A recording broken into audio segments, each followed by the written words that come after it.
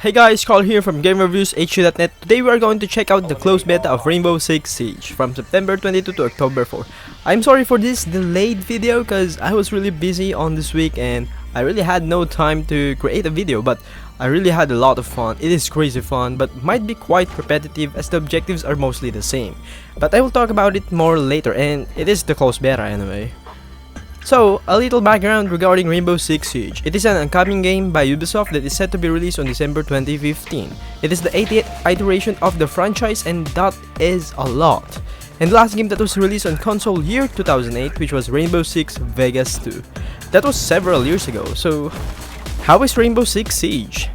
Before going through the gameplay, which is the most important part of this review since the game is in closed beta, let us talk about the other aspects of Rainbow Six Siege first. The graphics look great, it looks amazing actually. The maps are really small though, but why would it not be? Since the main objective is like other FPS objective-based multiplayer, which is attack and defend, but with the twist, which I will talk about later again. And the level design is nicely made considering there are only 3 to 4 maps available, but the chances of completing the objectives vary so much, so getting used to the map may take quite some time. The best innovative part of Rainbow Six Siege is its destructiveness. Most walls and floors can be destroyed if you throw a bomb or set a breach charge on it, which takes the whole experience into a new level. Because as the game's environment changes, your tactics would also drastically change. It is very dynamic, which is rare to see on a first-person shooter game. The animations are all smooth, though there are random texture glitches sometimes when you die or if you set a charge on the door and the woods are still there, but those are pretty common for a closed beta test, and it will definitely get fixed at launch. The sound is also nicely done, especially with the native support for voice chat for the team. It adds a tactical advantage if you take use of it, as the game relies on teamwork. Explosive sounds felt really great, as you can feel it even if you are away. The background music is so subtle and builds up the tension throughout the game. The server is practically stable, 90% of the time, taking up a minimum of 30 seconds to get a match and maximum of 5 minutes. These are very short interval, and even if you have 200 ms ping, it almost does not affect the gameplay or whatsoever, though you will instantly get kicked if you are above 550 ms. Overall, very smooth experience, even if I have a high ping for a FPS shooter. Now let us talk about the gameplay. So there are 2 available modes in the closed beta, which are multiplayer mode and terrorist hunt. Terrorist Hunt is a 5-player co-op mode wherein you have to kill all the terrorists in the vicinity. Always play it realistic though, since it is very challenging and fun to play. Though it is really hard as the enemies are very accurate and the aim assist is disabled, which it should be in the first place if you want to practice your aim.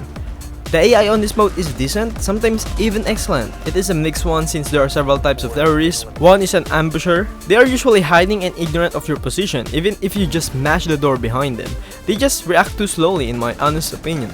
However, they can be also excellent ambusher, as they can be pretty smart sometimes, and even shoot you immediately once they see you. Another type of the terrorist is the suicidal one. He is probably the epitome of annoying, as he can destroy your team in one swoop. Especially if you and your squad likes to stick together, as he bombs himself to kill everyone near him in an instant. Terrorist Hunt is a truly fun mode actually, especially if you know all your teammates and with the voice chat.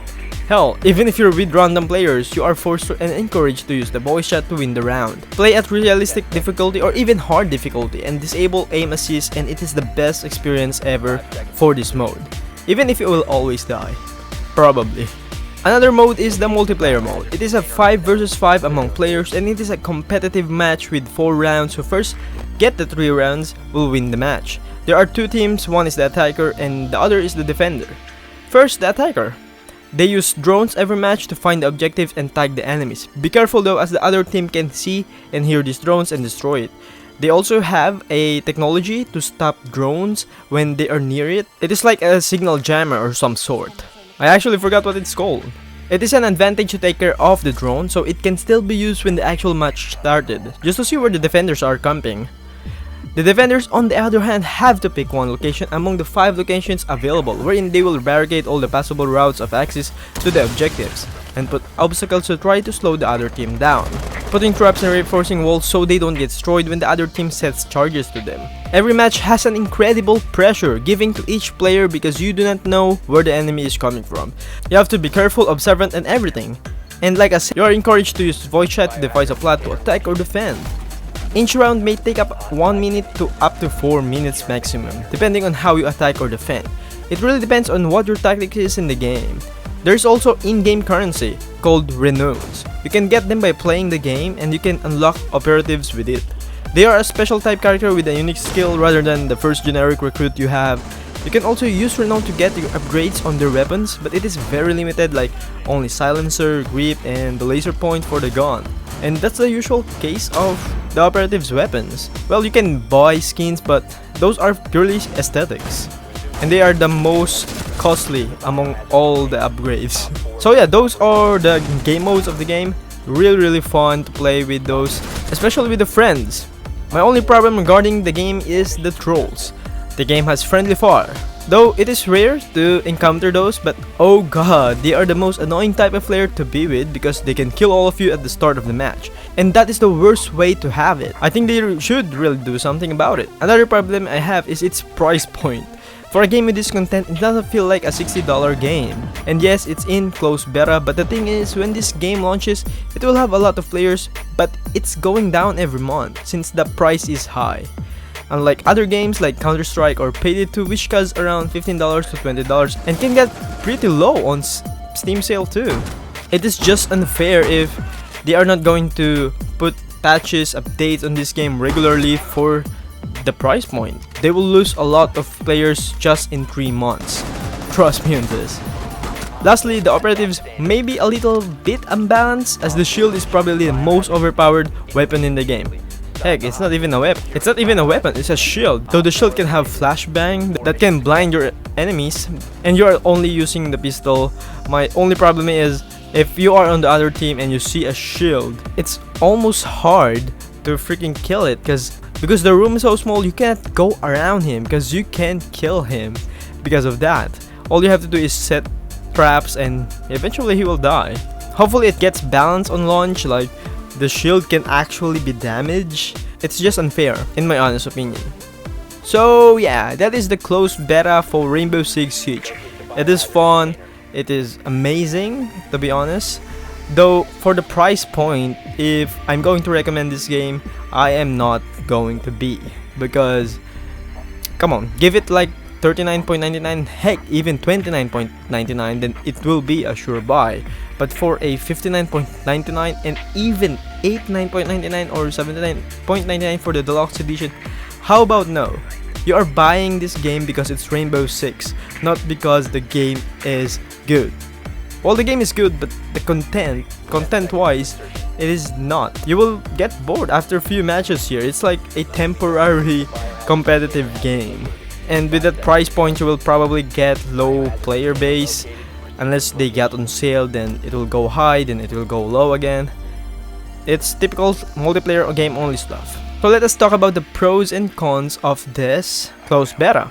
One is that the graphics look great and the server is very stable, to be honest. For a closed beta I had few crashes, but that is very rare. The gameplay is fun, especially with friends. You are encouraged to do teamwork and use the voice chat. That is so much fun, and that is the tension I want for a first person game, and it's really cool to have it here, the native voice chat. And another pro is the destructiveness. It is a great way to add on this type of game. For a game like this, Rainbow Six Siege, you have to set charges on walls just to destroy it and find another way in, and it's very good stuff. And I hope more games add this to their games. Well, I know Battlefield has this. Having this on this game wherein you have to go to a base that you can destroy the walls, it's just so much satisfying to see. The sounds also sound great, okay?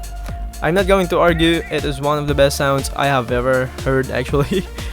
But I was hoping that you can use your character as a voice if you don't have a mic. Like on Counter-Strike, you can say go or stick together, but there's none here. They only talk like at the first minute of the match, like let's do this guys. That's my problem actually. But it all sounds look great. There's gunfire, the explosions, and especially if you have a headset, the game sounds so good. Now let us talk about the cons. Well, like I said, the trolls are the most annoying thing in the world, and it will really get out the rage out of you if it happens all the time. Good thing it's rare here, and you can always kick him easily. Because if all of you are killed by this troll, then you can kick him on the for the next round, so you won't have any bother with it. Another thing is, like I said, the price point. I won't recommend this game. Again, I won't recommend it unless the price is like 29.99. Otherwise, it is not really worth to buy. Even if they put updates like weekly updates, no, and it is most unlikely. This is Ubisoft we're talking about. No, I'm just kidding. And lastly, like I said, the operatives may be a little bit unbalanced, and the last maps may be a little bit unbalanced for the shield guy, most overpowered character in the game. But all in all, they are all balanced. Like, they all have their own guns, all weapons, and own style to play with, and you have to take advantage of that on your team. Well, I was hoping to have like 5 to 6 maps to play in this closed beta, but why am I to complain? I got the closed beta to play with. It's so fun, and there's a lot of players playing back then, and it's really fun. It's really easy to find match. But yeah, this is just the closed beta, like I said, closed beta. And the game will be released on December 1, 2015. If you want to pre-order that game. But for myself, I won't recommend it that you will buy the game unless it goes on sale, which is like far away, and most players of that game will be depleted already. And it is so sad that this game does not have any single player campaign. So yeah, that is my closed beta review for Rainbow Six Siege. It was really fun. Thank you for watching. I hope you like this video because it was quite different from what have you seen in this channel, and I hope to do this more if there are more games being closed beta. So yeah, see you guys. I am Carl, signing off. Bye.